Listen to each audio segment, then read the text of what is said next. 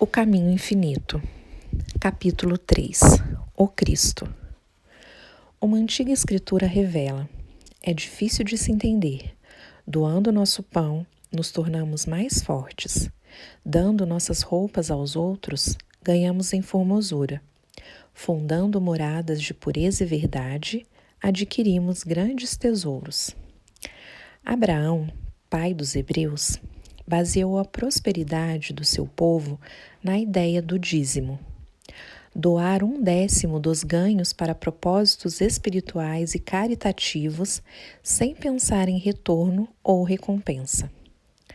A imortalidade se pode alcançar apenas pela prática contínua de atos de benevolência, e a perfeição se obtém pela compaixão e pela caridade. Quanto maior o degrau de amor altruísta que galgamos, mais nos aproximamos da compreensão do eu universal como nosso ser real. O sentido pessoal de eu está ocupado em ter, em obter, em desejar, em conseguir e acumular, enquanto nosso eu verdadeiro está empenhado em dar, conceder, repartir e abençoar.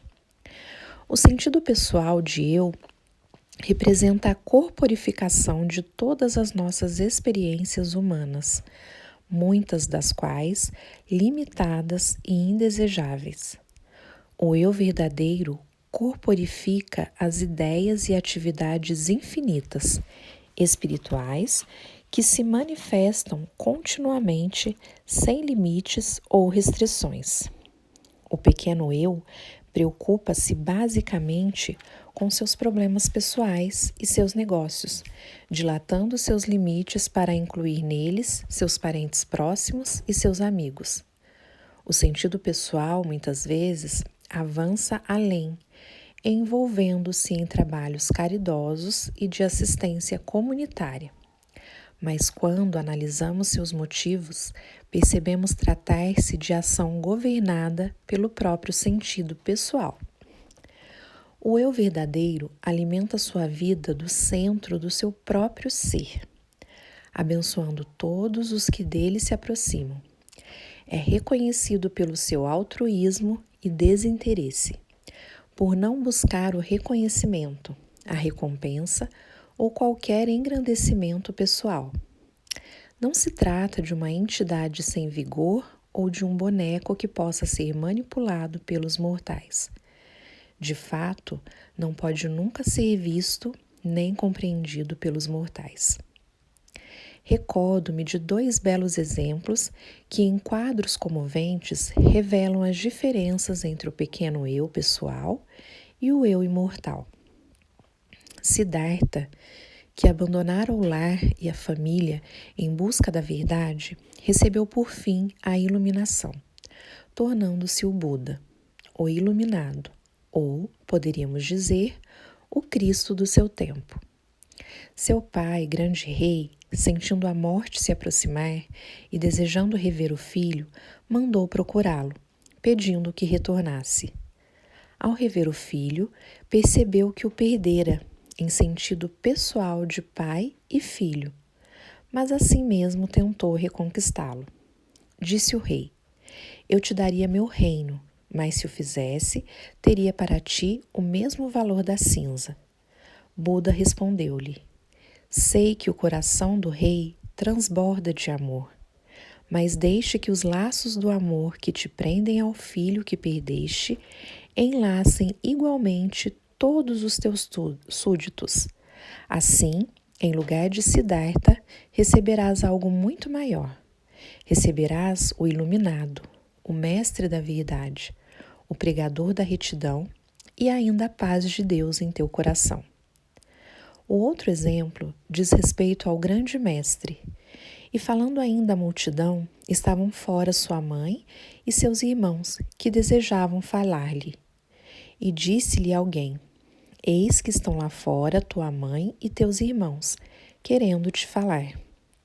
Mas ele respondeu àquele que o chamara: quem é minha mãe? E quem são meus irmãos?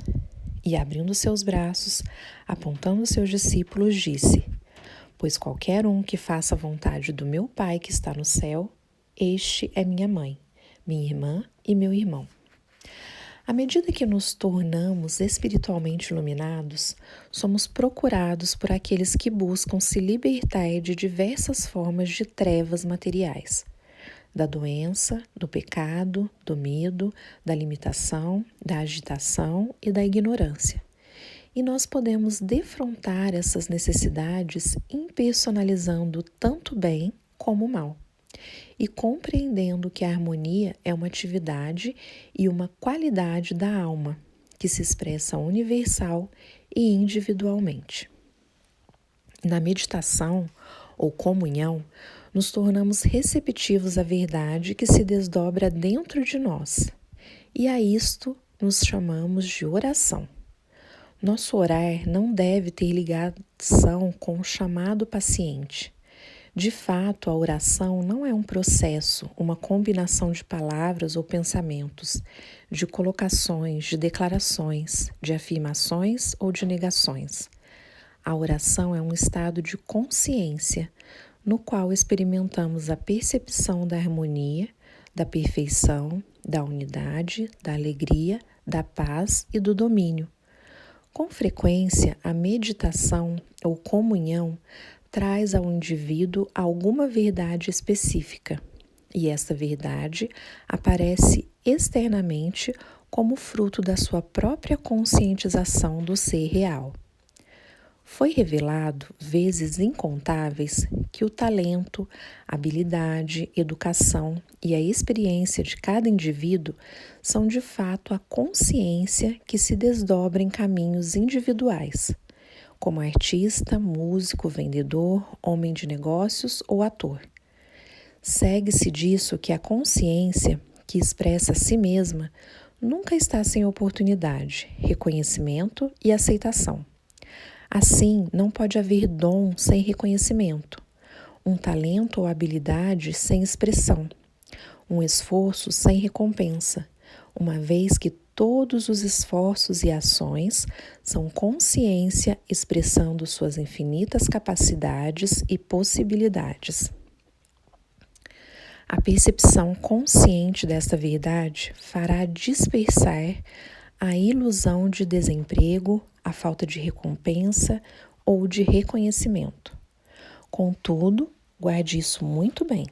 A repetição dessas palavras, sem uma parcela de sentimento da verdade que encerram, será como nuvens sem chuvas, vãs repetições, nada. Desta mesma maneira, já foi revelado que há apenas uma vida, e que esta única vida nunca está sujeita ao perigo de doença, de acidente ou morte. Esta vida é a vida do ser individual.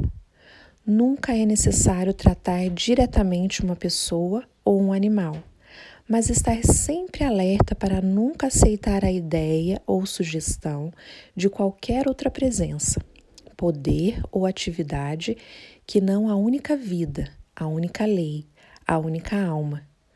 O viver constantemente nesta consciência do bem, da harmonia, dissipará a ilusão dos sentidos, quer se manifeste como pessoa doente ou pecadora.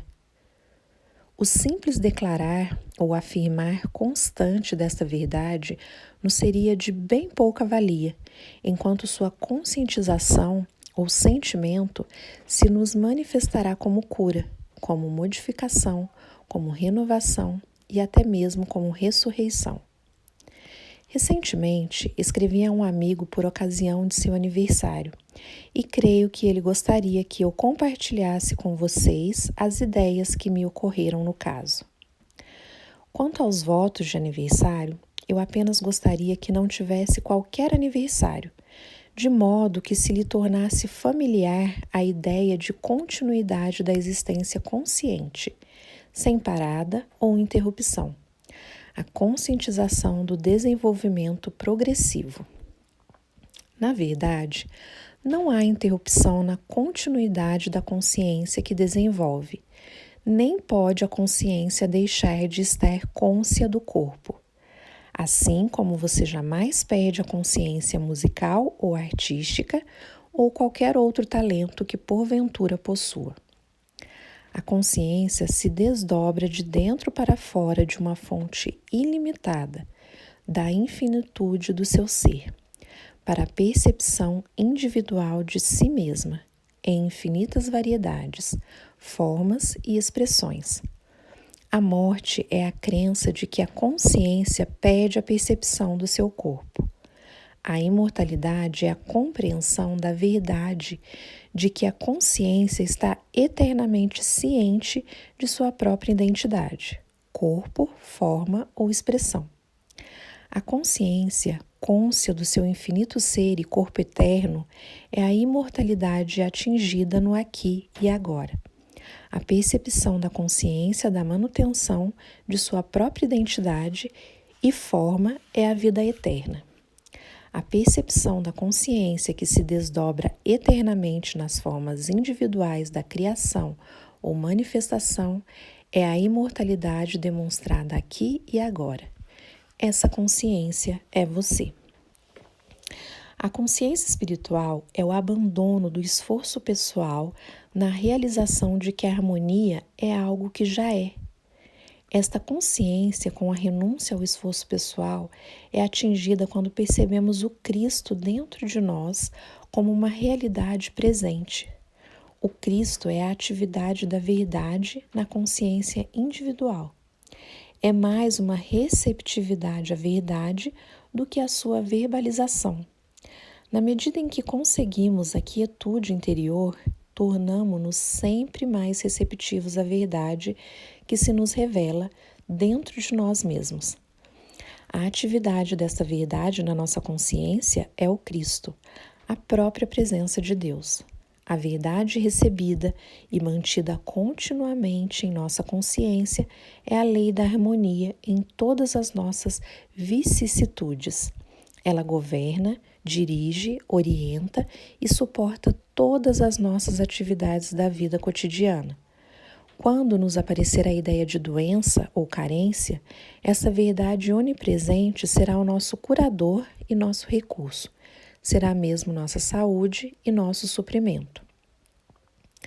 Para muitos, a palavra Cristo continua sendo um termo mais ou menos misterioso, uma entidade desconhecida, algo raramente ou nunca vivenciado diretamente.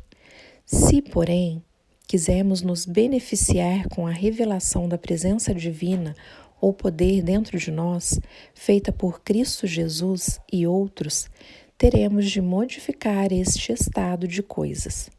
Devemos chegar à experiência do Cristo como uma revelação permanente e contínua. Temos de viver com a percepção consciente e contínua da verdade interior ativa, mantendo sempre uma atitude receptiva, ouvidos atentos. Não demorará para que tenhamos a experiência do despertar interior. Esta é a atividade da verdade dentro da consciência, ou o Cristo que alcançamos. Uma tal compreensão do Cristo nos esclarecerá a respeito da oração. Todas as definições do dicionário são unânimes em conceituar a oração com base na crença errônea de que haja um Deus em algum lugar a esperar que lhe imploremos de algum modo. Então, se pudermos encontrar este Deus bem disposto, teremos nossas orações respondidas favoravelmente. A menos que, logicamente, nossos pais ou avós, até a terceira ou quarta geração, tenham pecado.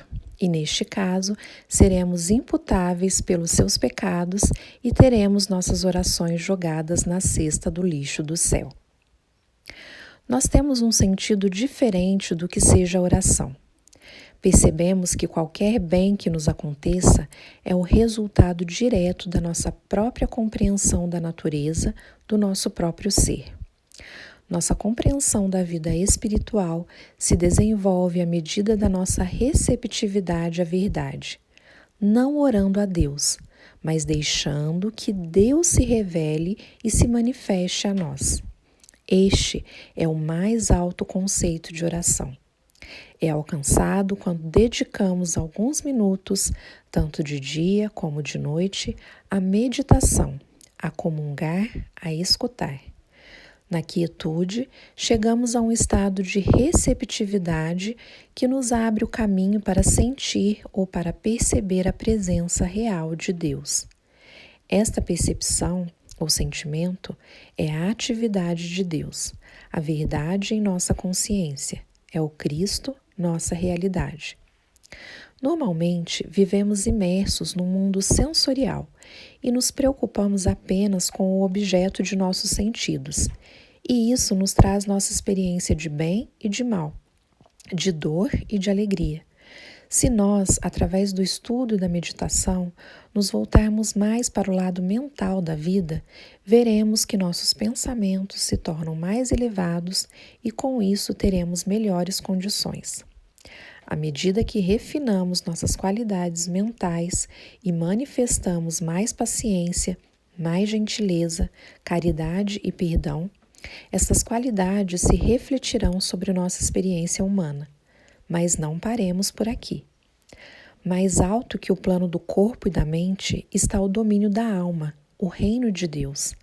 Aqui encontramos a realidade do nosso ser, nossa natureza divina. Não que o corpo e a mente estejam separados ou afastados da alma, apenas que a alma é o recôndito mais profundo do nosso ser. Nos domínios da alma encontramos completa tranquilidade, paz absoluta, harmonia e domínio. Aqui não encontramos nem bem nem mal, nem dor nem prazer, apenas a alegria de ser. Estamos no mundo, mas não pertencemos a ele, pois não mais vemos o mundo dos sentidos como aparenta ser, mas tendo despertado nosso sentido espiritual, nós o vemos como ele é, vemos a realidade através das aparências. Até aqui, buscamos nossa felicidade no universo objetivo, em pessoas, lugares ou coisas. Agora, porém, através do sentido espiritual, do sentido da alma, o mundo todo tende a nos trazer seus presentes, embora não mais pela busca direta de pessoas ou coisas, mas servindo-se destas como canais.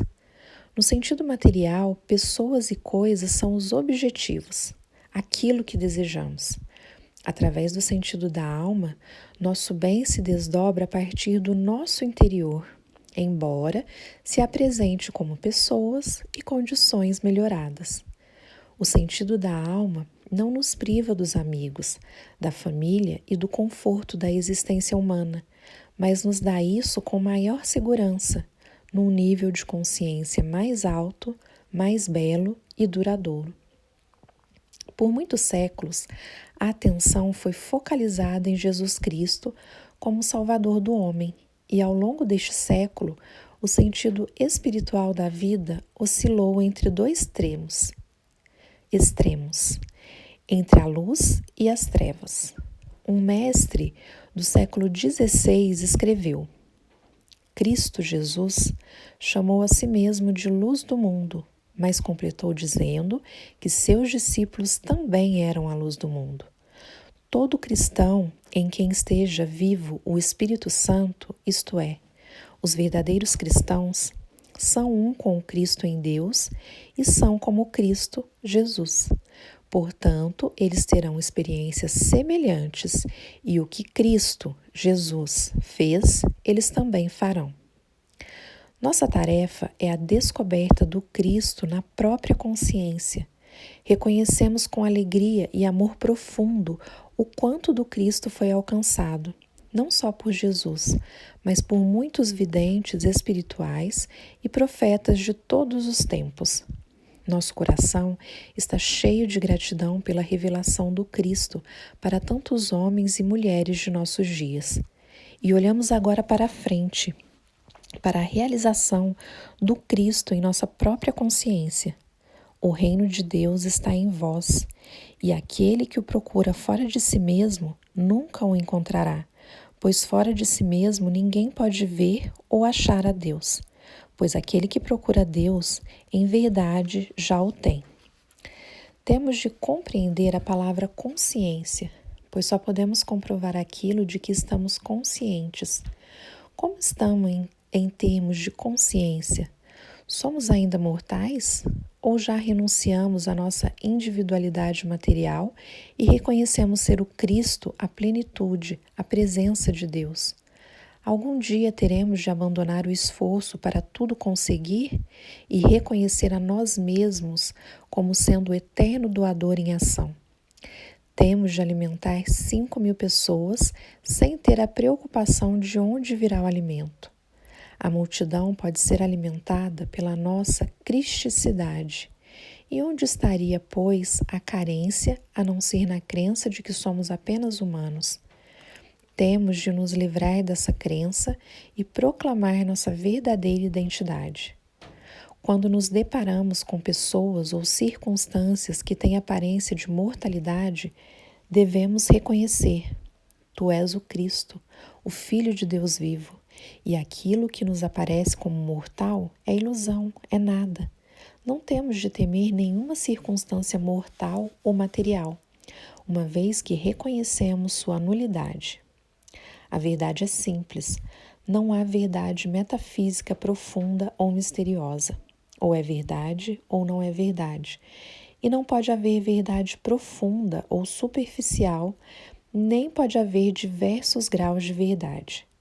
Para a verdade ser verdade, deve ser verdade absoluta. Ocupamo-nos agora com a verdade de que nós individualizamos o poder infinito. Não devemos procurar um poder fora ou separado de nós mesmos. Nós individualizamos o poder infinito na medida de nossa conscientização da verdade. A vida, que é Deus, é nossa vida.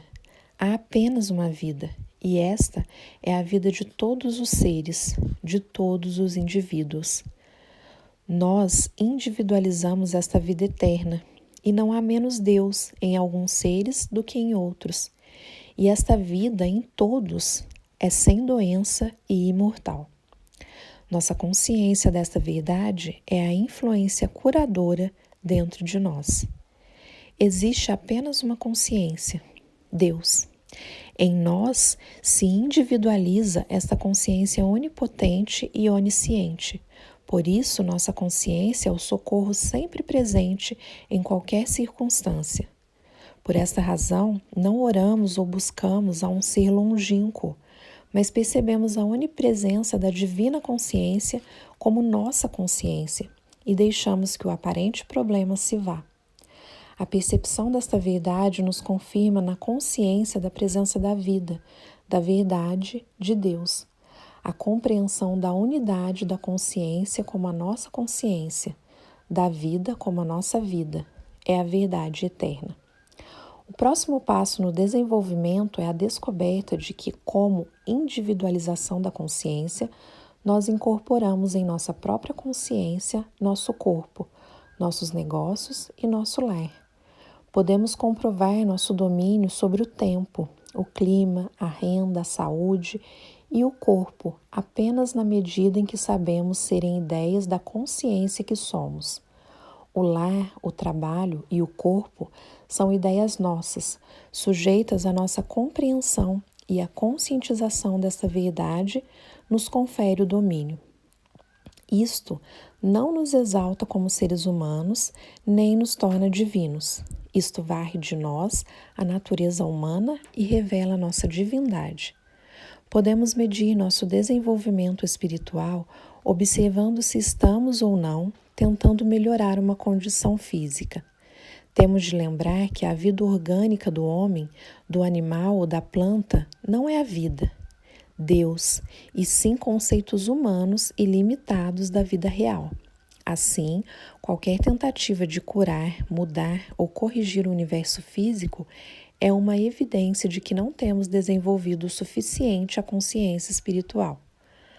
A Cristo-consciência reconhece que toda a vida é Deus, mas percebe que aquilo que nos aparece como visão ou som materiais não é a vida, mas mera ilusão ou um falso sentido de existência. A consciência espiritual distingue a vida que é real. Já que não podemos resolver um problema em seu próprio nível, temos de subir além das aparências para trazer às claras a harmonia do ser.